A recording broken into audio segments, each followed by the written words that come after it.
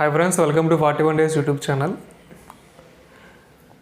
So మనం already 2020 national ఈవెంట్స్లో భాగంగా కొన్ని అంశాలు ప్రస్తావించాం. రిమైనింగ్ అంశాలు ప్రస్తావించే ముందు మనం ఆల్రెడీ భారతదేశం చైనా దేశానికి చెందిన యాపిల్ నిషేధన అంశం మనం ప్రస్తావించాం. సో ఈ యాపిల్ నిషేధ అంశాల్లో భాగంగా మనకి ఒక అంశాన్ని చెప్పాలంటే అక్కడ సాయ్ అనే అంశాన్ని చెప్పాలి. సాయ్ అంటే security application on the internet అని వస్తుంది. Secure application on the internet అంటే మనకి ఇండియన్ ఆర్మీకి సంబంధించి, రక్షణ రంగానికి సంబంధించి రీసెంట్ మనకి డేటా చోరీ అనేది కావడం జరుగుతుంది. సో అటువంటి అంశాలని నిరోధించడానికి సాయ్ అనే అంశాన్ని ప్రవేశపెట్టడం జరుగుతుంది. Secure application on the internet అని చెప్పచ్చు. Safety application on the internet or secure application on the internet ఏదైనా చెప్పచ్చు. సో సాయ్ అనేది మనకి ఇండియన్ ఆర్మీకి సంబంధించి, భద్రతా దళానికి సంబంధించి డేటా చోరీ లాంటి అంశాలు చోరీ కాకుండా చూసే బాధ్యత వీడి మీద ఉంటుందని. నెక్స్ట్, అదేవిధంగా నూతన పార్లమెంట్ యొక్క భవన నిర్మాణాన్ని టాటా గ్రూప్కి ఇచ్చారని చెప్పాం. ఈ నూతన పార్లమెంట్ యొక్క భవన నిర్మాణం త్రికోణ ఆకారంలో ఉంటుందని సెంట్రల్ విజ్డరీ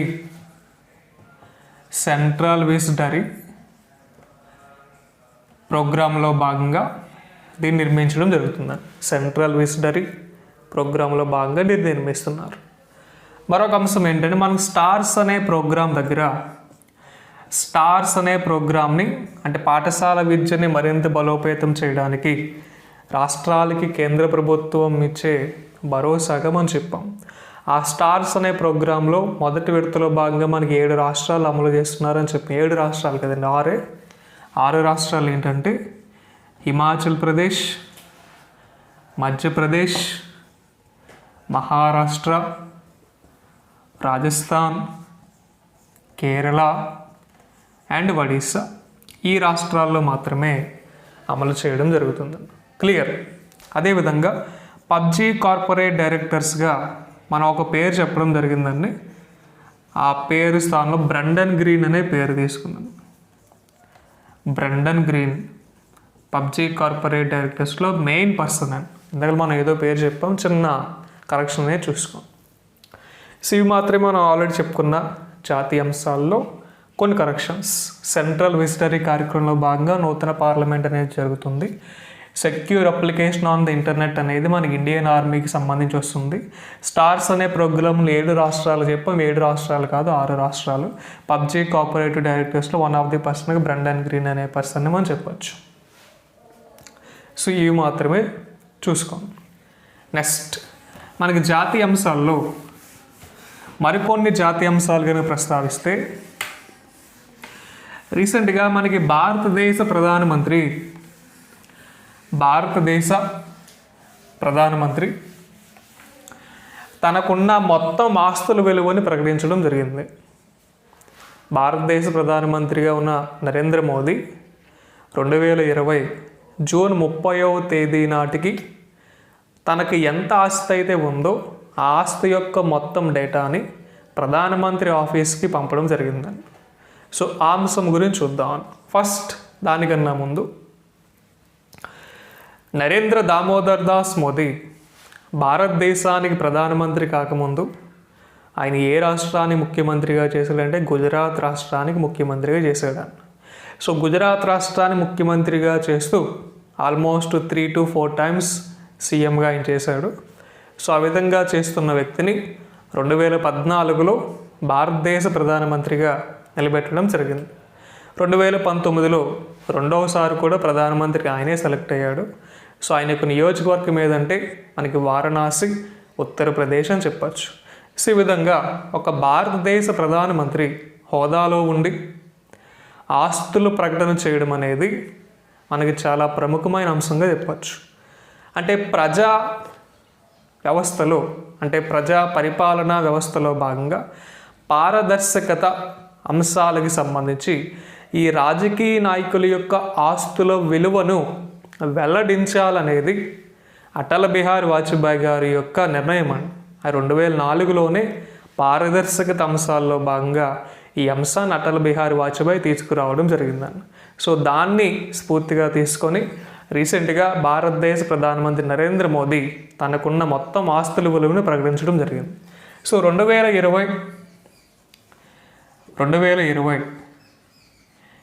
జూన్ 30 నాటికి 2020 జూన్ 30 నాటికి నరేంద్ర మోదీ యొక్క మొత్తం ఆస్తి విలువ ఓన్లీ 2,85,00,000 మాత్రమేనండి. ఆయన వెల్లడించాడండి, అది ప్రధానమంత్రి ఆఫీస్కి వెల్లడించాడు. సో భారత ప్రధానమంత్రి యొక్క టోటల్ ఆస్తి విలువ ఎంతంటే 2,85,00,000 మాత్రమే. డైరెక్ట్గా సాక్షాత్ ప్రధానమంత్రి వెల్లడించడం జరిగింది. ఈ ప్రజాస్వామ్య జీవితంలో పారదర్శకత అంశంలో భాగంగా రాజకీయ నాయకుల యొక్క ఆస్తుల విలువ అంశాన్ని 2004లో అటల్ బిహారీ వాజ్పేయి తీసుకురావడం జరిగిందండి. అటల్ బిహారీ వాజ్పేయి రాజకీయ నాయకుల యొక్క ఆస్తుల విలువ అంశాలకి సంబంధించి ఈయన అంశాన్ని తీసుకొచ్చాడండి.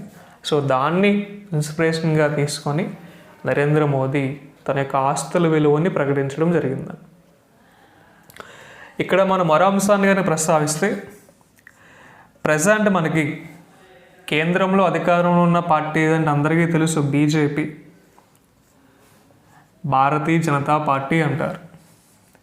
సో భారతీయ జనతా పార్టీని స్థాపించింది ఎప్పుడంటే 1980లో స్థాపించారు. ప్రజెంట్ భారతీయ జనతా పార్టీ అధ్యక్షుడు ఎవరంటే జేపీ నడ్డా. జగత్ ప్రకాష్ నడ్డా భారతీయ జనతా పార్టీకి ఎన్నవ అధ్యక్షుడు అంటే 11వ అధ్యక్షుడుగా చెప్పచ్చు. Clear. So Bharatiya Janata party యొక్క మిత్ర పార్టీలన్నీ కలిపి ఒక కూటమి వస్తుంది. దాన్నే ఎన్డీఏ కూటమి అంటారు. ఎన్డీఏ కూటమి. ఎన్డీఏ అంటే ఏంటండి? నేషనల్ డెమోక్రటిక్ ఎలియన్స్ అని వస్తుందండి. నేషనల్ డెమోక్రటిక్ ఎలియన్స్గా మనకి ఎన్డీఏ కూటమి అనేది రావడం జరుగుతుంది. ఈ ఎన్డీఏ కూటమిని ప్రవేశపెట్టిన పర్సన్ ఎవరంటే LK Advani. Founder of NDA అంటే ఎల్కే అద్వానీ, లాల్ కృష్ణ అద్వానీ అని చెప్పచ్చు. లాల్ కృష్ణ అద్వానీ.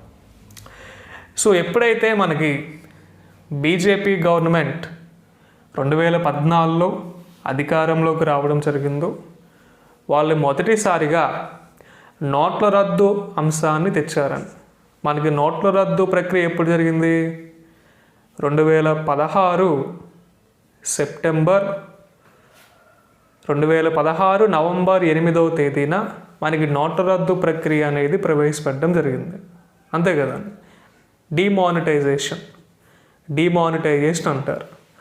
జిఎస్టీని ఎప్పుడు ప్రవేశపెట్టారు? 2017 జూలై 1వ తేదీ. జమ్మూ కాశ్మీర్కు ఉన్న రాజ్యాంగ ప్రతిపత్తిని ఎప్పుడు తీస్తారు? 2019 ఆగస్ట్ 5వ తేదీ. అయోధ్య రామ మందిర నిర్మాణానికి సంబంధించిన తీర్పు ఎప్పుడు వచ్చింది? 2019 నవంబర్ 9. ఈ 4 అంశాలు కూడా అంటే భారతదేశంలో జరిగినవి. ఈ 4 అంశాలు బీజేపీ గవర్నమెంట్ అధికారంలోకి వచ్చిన తర్వాత మనకి అమలు చేయడం జరిగిందని. So Bharatiya Janata party first president ఎవరంటే అటల్ బిహారీ వాజ్పేయి. ఆయనే ప్రజా జీవితంలో పారదర్శకత అంశంలో భాగంగా రాజకీయ నాయకులకు ఆస్తుల విలువని ప్రకటించాలని తీర్మానించడం జరిగిందని. ఆల్రెడీ మనం అటల్ భుజల్ యోజన పథకం గురించి చూసాం. అటల్ నగర్ ఏ రాష్ట్రం యొక్క రాజధాని అంటే ఛత్తీస్గఢ్ యొక్క నూతన రాజధానిగా అటల్ నగర్ అనే ప్రదేశాన్ని మనం చెప్పచ్చు. ఎందుకంటే అటల్ బిహారీ వాజ్పేయి ప్రధానమంత్రి ఉన్నప్పుడే మనకి ఛత్తీస్గఢ్ అనే రాష్ట్రం 2000 ఇయర్లో ఏర్పాటు కావడం జరిగిందని. సో ఆ విధంగా ఈ అంశాన్ని కూడా మనం చెప్పచ్చు. నెక్స్ట్, బీజేపీ గవర్నమెంట్ అధికారంలోకి వచ్చిన తర్వాత చాలా సంక్షేమ పథకాలు ప్రవేశపెట్టడం జరిగింది.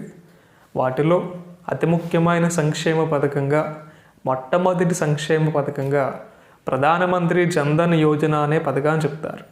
ప్రధానమంత్రి జన్ధన్ యోజన పథకాన్ని 2014 ఆగస్ట్ 28వ తేదీన ప్రవేశపెట్టారు. అంటే భారతదేశంలో ఎవరికైతే కనీస బ్యాంక్ అకౌంట్ లేదో వాళ్ళకు ఉచితంగా బ్యాంక్ అకౌంట్ కల్పించడమే కాకుండా జీవిత బీమా, ప్రమాద బీమా, ఓడీ ఫెసిలిటీ లాంటి సదుపాయాలని కల్పిస్తానికి ప్రవేశపెట్టిన పథకం. క్లియర్? అదేవిధంగా భారతదేశానికి నరేంద్ర మోదీ ప్రధానమంత్రి అయిన తర్వాత మన సరిహద్దు దేశాలతోనే కాకుండా ప్రపంచంలో అత్యంత అభివృద్ధి చెందిన దేశాలతో మనకి స్నేహ సంబంధాలు అనేవి అధికంగా పెరిగినాయండి. వాటి యొక్క నిష్పత్తి అనేది పెరిగింది. ఆ విధంగా పెరగడం వల్ల మనకి రక్షణారంగ అంశాల్లోనూ, సైన్స్ అండ్ టెక్నాలజీ అంశాల్లోనూ ఇతర దేశాల నుంచి మనకు సపోర్ట్ అనేది వస్తుందండి. సో ఈయన మొట్టమొదటిసారిగా భారతదేశానికి ప్రధానమంత్రి అయినప్పుడు మేక్ ఇన్ ఇండియా అనే పథకాన్ని ప్రవేశపెట్టారు. 2014 సెప్టెంబర్ 25లో మేక్ ఇన్ ఇండియా అనే పథకాన్ని ప్రవేశపెట్టాడు. మేక్ ఇన్ ఇండియా పథకం యొక్క ముఖ్య ఉద్దేశం ఏంటంటే పారిశ్రామికీకరణ అంశాల్లో భాగంగా మన వస్తువులను మనమే తయారు చేసుకోవాలి, ఉద్యోగ కల్పన చేయాలి, ఎఫ్డిఐస్ యొక్క లెవెల్ని మనం పెంచుకోవాలి అనే అంశాలన్నీ కూడా మనకి మేక్ ఇన్ ఇండియాలో వస్తాయి. ఈ మేక్ ఇన్ ఇండియా పథకంలో భాగంగా ఈయన చాలా దేశాలను సందర్శించాడు. దాదాపు 80 దేశాల వరకు సందర్శించాడు. ఆ దేశాలన్నిటితో కూడా ఒక్కో రకమైన ఒప్పందాలు కలిగి ఉన్నాయి. అర్థమవుతుందండి. ఆ ఒప్పందాలు అనేవి కూడా దేశ పురోగతికి ఎంతగానో ఉపయోగపడుతున్నాయి. ఇప్పుడు అందరూ కూడా ఫస్ట్ నరేంద్ర మోదీ దేశం గురించి వదిలేసి ఇతర దేశాలు పర్యటన చేస్తున్నారు ఏంటని అందరూ ఎగతాళి చేశారు. బట్ వాటి యొక్క ప్రతిఫలం ఇప్పుడు తెలుస్తుందండి అందరికీ. ఆ విధంగానే బీజేపీ గవర్నమెంట్ ప్రవేశపెట్టిన చాలా సంక్షేమ పథకాలు ఉన్నాయండి. ఆ సంక్షేమ పథకాల యొక్క ప్రతిఫలం ఇప్పుడు తెలియదండి. ఒక 3 to 4 years తర్వాత తెలియడం జరుగుతుంది. అంటే సంక్షేమ పథకాల యొక్క లబ్ధి అనేది పట్టణ ప్రాంతాల్లో ఉండే ప్రజలకు మాత్రమే చేరుతుంది. పల్లె గ్రామీణ ప్రాంతాల్లో ఉండే ప్రజలకి చేరడం లేదు.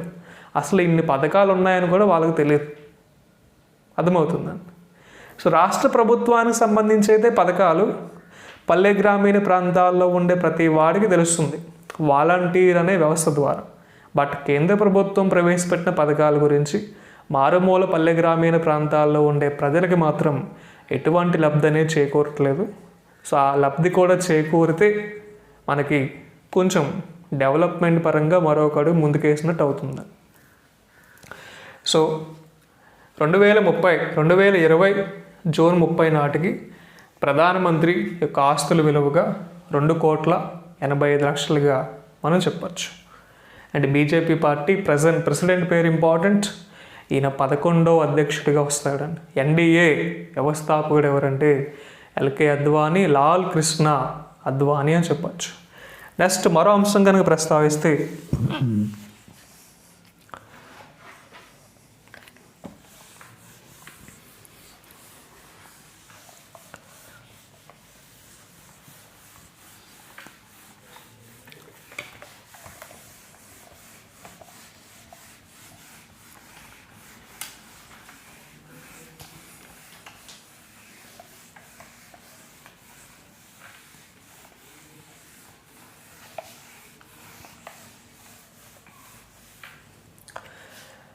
జన్ ఆందోళన్ అనే కార్యక్రమం గురించి మనం చెప్పచ్చు. జన్ ఆందోళన్. సో జన్ ఆందోళన్ అనే కార్యక్రమాన్ని భారతదేశ ప్రధానమంత్రి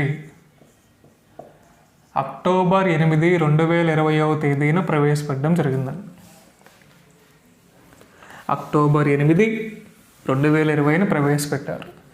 ఏంటి జన్ ఆందోళన్ కార్యక్రమం యొక్క ప్రాముఖ్యత అంటే, మనకి ఈ కార్యక్రమం యొక్క ముఖ్య ఉద్దేశం ఏంటంటే దసరా, దీపావళి లాంటి పండగ సమయాల్లో ప్రజలందరూ ఎక్కువ మొత్తంలో గుమిగూడి ఉండటం వల్ల, అది చలికాలం అవడం వల్ల వైరస్ యొక్క ప్రభావం ఎక్కువగా ఉంటుంది. సో వైరస్ యొక్క తీవ్రత అధికంగా ఉంటుంది. సో అందరూ కూడా గుమిగూడి ఉండకూడదు, అందరూ కూడా ఒక ప్రదేశంలో ఉండకూడదు, సోషల్ డిస్టెన్స్ని మెయింటైన్ చేయాలి, తప్పనిసరిగా మాస్క్ను ధరించాలి అనే ఉద్దేశంతో ఈ జన్ ఆందోళన్ అనే కార్యక్రమాన్ని ప్రవేశపెట్టడం జరిగింది. Unite to fight corona, unite to fight corona అనే హ్యాష్ ట్యాగ్తో ఈ కార్యక్రమాన్ని ప్రవేశపెట్టారు. యునైట్ టు ఫైట్ కరోనా అనే హ్యాష్ ట్యాగ్తో ఈ కార్యక్రమాన్ని ప్రవేశపెట్టడం జరిగిందండి. అంటే వచ్చే సీజన్ పండుగల సీజన్ కాబట్టి, అది చలికాలం కాబట్టి కంపల్సరీ గుమ్ముగూడి ఉండకూడదు, రద్దీ ఉండే ప్రదేశాల్లో ప్రజలు ఎక్కువ సమయం గడపకూడదు, సోషల్ డిస్టెన్స్ మెయింటైన్ చేయాలి, తప్పనిసరిగా మాస్క్ ధరించాలనేది ఈ జన్ ఆందోళన్ కార్యక్రమం యొక్క ముఖ్య ఉద్దేశంగా చెప్తారు. భారతదేశంలో కోవిడ్ని నియంత్రించిన పెద్ద రాష్ట్రాలలో మొదటి 5 రాష్ట్రాల పేర్లు మనకి ఇవ్వడం జరిగిందని. చాలా ఇంపార్టెంట్ అంశం అది. భారతదేశంలో కోవిడ్ నియంత్రణలో భాగంగా మొదటి 5 రాష్ట్రాలు ఏమున్నాయంటే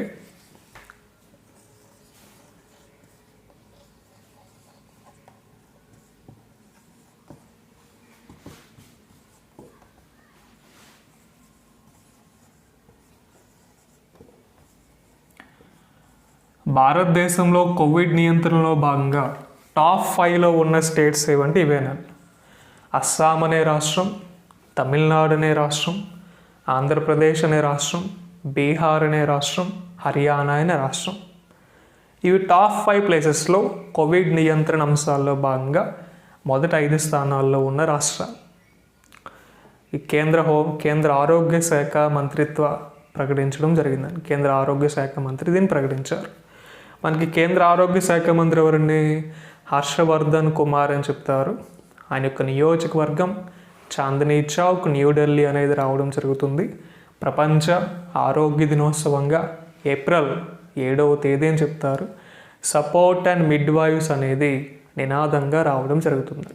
సో భారతదేశంలో కోవిడ్ నియంత్రణకు సంబంధించి కోవిడ్ నియంత్రణ చేసిన రాష్ట్రాల పరంగా టాప్ 5 స్టేట్స్గా మనం వీటిని చెప్పచ్చు. According to NITI Aayog survey ప్రకారం భారతదేశంలో అత్యంత ఆరోగ్యకరమైన రాష్ట్రాలు ఏవంటే కేరళ రాష్ట్రం మొదటి స్థానంలో వస్తే ఆంధ్రప్రదేశ్ రాష్ట్రం 2వ స్థానంలో రావడం జరుగుతుందండి నీతి ఆయోగ్ యొక్క సర్వే ప్రకారం. నీతి ఆయోగ్ యొక్క వైస్ చైర్మన్ రాజీవ్ కుమార్ అని చెప్పొచ్చు. సిఇఓ అయితే అమితాబ్ కాంత్ అనే పేరు వస్తుందండి. అమితాబ్ కాంత్ నీతి ఆయోగ్ యొక్క సిఇఓగా. అంటే మనకి ప్రణాళికా సంఘాన్ని నీతి ఆయోగ్గా ఎప్పుడు మార్చారంటే 2015 జూన్ 1వ తేదీన ప్రవేశపెట్టడం జరిగింది. నీతి అంటే national institution transforming of India అన్న, ట్రాన్స్ఫర్మేషన్ ఆఫ్ ఇండియా అన్న ఒకటేనండి. సో జన్ ఆందోళన్ కార్యక్రమం అనేది యునైట్ టు ఫైట్ కరోనా అనే హ్యాష్ ట్యాగ్తో కరోనాను నియంత్రణ చేయటం కోసం ప్రవేశపెట్టిన కార్యక్రమం. ఇప్పుడు మనకి భారతదేశంలో కరోనా సెకండ్ వేవ్ స్టార్ట్ అయ్యిందని మనకి పరిశీలకులు చెప్తున్నారు. అంటే కేరళ లాంటి రాష్ట్రాల్లో, తెలంగాణ లాంటి రాష్ట్రాల్లో, మహారాష్ట్ర లాంటి రాష్ట్రాల్లో ముఖ్యంగా సెకండ్ వేవ్ స్టార్ట్ అయింది అంటున్నారు. సో కరోనా అనేది మనకి ఉండే కొలది వచ్చే అప్కమింగ్ డేస్లో ఒక కామన్ కోల్డ్గా, ఒక కామన్ ఫీవర్గానే మనకి తయారు కాబోతుంది. అంటే మొదట్లో ఉన్న తీవ్రతను ఇప్పుడు లేదండి. మెయిన్గా కరోనా అటాక్ అవుతుందంటే మనలో యాంటీబాడీస్ యొక్క సంఖ్య సరిగా లేదనే చెప్పాలి. అంటే రోగ నిరోధక శక్తి అనేది మనకు లేదని. మన పూర్వీకులు తీసుకోండి. అంటే పూర్వకాలంలో వైరస్లు లేవా? ఎందుకు లేవు? స్పానిష్ ఫ్లూ కరోనా కన్నా పెద్దది అది. స్పానిష్ ఫ్లూ లాంటివి, ఎయిడ్స్ లాంటివి, క్షయ లాంటివి, కలరా లాంటివి వచ్చినాయి. అయినా వాటిని తట్టుకొని పూర్వీకులు నిలబడ్డారు. కారణం ఏంటంటే వాళ్ళు అందరూ ప్రకృతి వ్యవసాయం మీద ఆధారపడి ప్రకృతి వ్యవసాయం మీద పండించిన పంటలు తిన్నారు. మనకి టెక్నాలజీ అభివృద్ధి అయ్యే కొలది అందరూ కూడా ఫాస్ట్ ఫుడ్ టెక్నాలజీకి అలవాటు పడిపోయి సరైన మోతాదులో మనకి పోషకాలు లేని ఆహారం తీసుకోవడం వల్ల మనకి రోగనిరోధక శక్తి తగ్గుతుంది. సో కారణం మనమే, మనం తీసుకున్న ఆహారంలోనే రోగనిరోధక శక్తి అనేది ఉంటుందని. మనం హెల్దీ ఫుడ్ కనుక తీసుకుంటే, మంచి ఆయిల్ కనుక తీసుకుంటే, మంచి ఆర్గానిక్ వెజిటేబుల్స్ కనుక తీసుకుంటే మనకి ఎటువంటి హెల్త్ ప్రాబ్లమ్స్ రావు. సో భారతదేశంలో ఒక 10 సంవత్సరాల క్రితం, ఒక 20 సంవత్సరాల క్రితం హాస్పిటల్స్ అనేవి చాలా రేర్గా ఉండేవి. ఇప్పుడు ప్రతి చిన్నదానికి హాస్పిటల్, దగ్గు వచ్చిన హాస్పిటలే, రొంప వచ్చిన హాస్పిటలే, చిన్న జ్వరం వచ్చిన హాస్పిటలే. ప్రీవియస్లో అంటే ఇప్పుడు ఫర్ ఎగ్జాంపుల్ మన తాతయ్య, అమ్మమ్మ, నానమ్మని తీసుకోండి, వాళ్ళు ఇప్పుడు కూడా స్ట్రాంగ్గా ఉన్నారంటే కారణం ఏంటంటే వాళ్ళందరూ కూడా ప్రకృతి వ్యవసాయం మీద ఆధారపడి వచ్చే పంటను తిన్నారు. వాళ్ళు మిల్లెట్స్, సిరిధాన్యాలు అంటారు.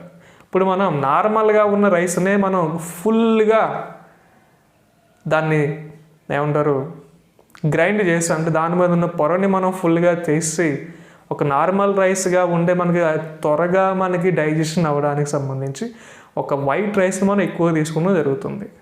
అంటే కరోనా అనేది ప్రపంచవ్యాప్తంగా ఉందండి, చాలామందికి వచ్చి వెళ్ళిపోయింది కూడా, ఎవరికి తెలియట్లా.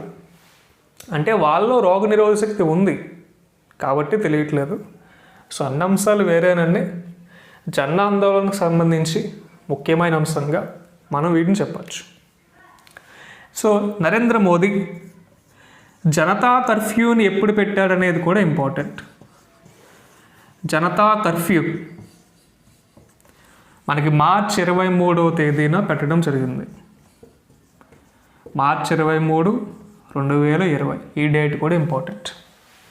మార్చ్ 23, 2020లో జనతా కర్ఫ్యూని ప్రవేశపెట్టడం జరిగింది. అర్థమవుతుంది. సో ఇది జన్ ఆందోళన్ కార్యక్రమానికి సంబంధించి కోవిడ్ నియంత్రణ అంశాల్లో భాగంగా టాప్ 5 స్టేట్స్గా మనం ఈ 5 రాష్ట్రాల పేర్లనే మనం చెప్పచ్చు. నెక్స్ట్ మరో అంశంగానే తీసుకుంటే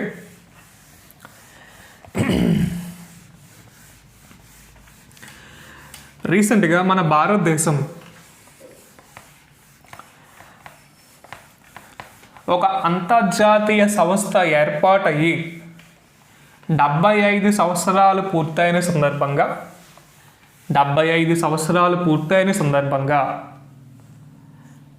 75 రూపాయల నాణాన్ని రిలీజ్ చేయడం జరిగిందండి. సో ఆ అంతర్జాతీయ సంస్థ ఏంటి, ఆ 75 రూపాయల నాణం మీద ఉండే మామూలుగా పేరు ఏమొస్తుంది అనేది మనం చూద్దామని. సో మనందరికీ తెలుసు FAO అనే సంస్థ అనేది తెలుస్తుంది అందరికీ కూడా. ప్రపంచ ఆహార సంస్థ అన్న, ఫుడ్ అండ్ అగ్రికల్చర్ ఆర్గనైజేషన్ అన్న ఒకటే. సో FAO అనే సంస్థ ఏర్పాటు కాబట్టి మనకి 16th అక్టోబర్ 1945లో FAO అనే సంస్థ ఏర్పాటు కాబడిందండి. సో FAO సంస్థ ఏర్పాటు కాబట్టి 75 సంవత్సరాలు పూర్తవుతున్న సందర్భంగా భారతదేశం 75 రూపాయల నాణాన్ని విడుదల చేయడం జరిగింది. ఈ నాణం మీద హిందీలో సహీ పోషన్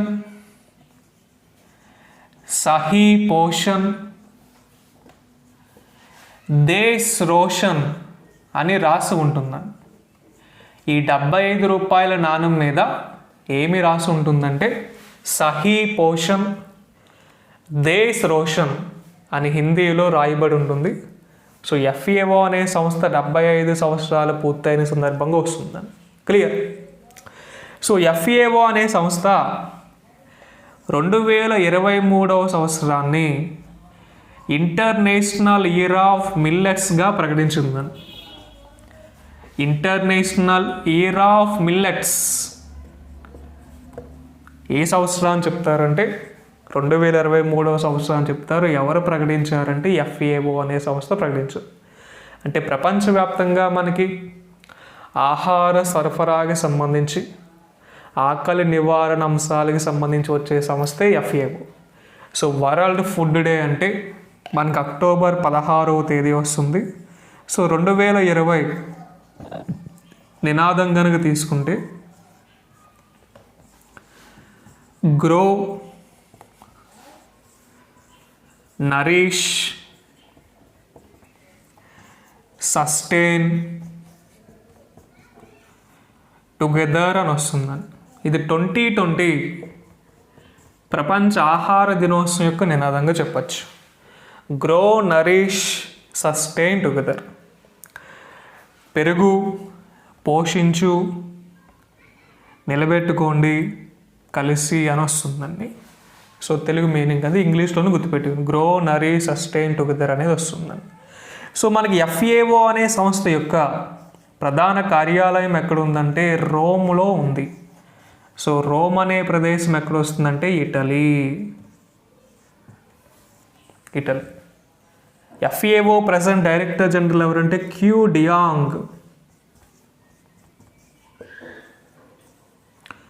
డియాంగ్ అనే పర్సన్ FAO ప్రెసెంట్ డైరెక్టర్ జనరల్గా మనం చెప్పొచ్చు. చైనా దేశానికి సంబంధించి వస్తాడండి ఆయన.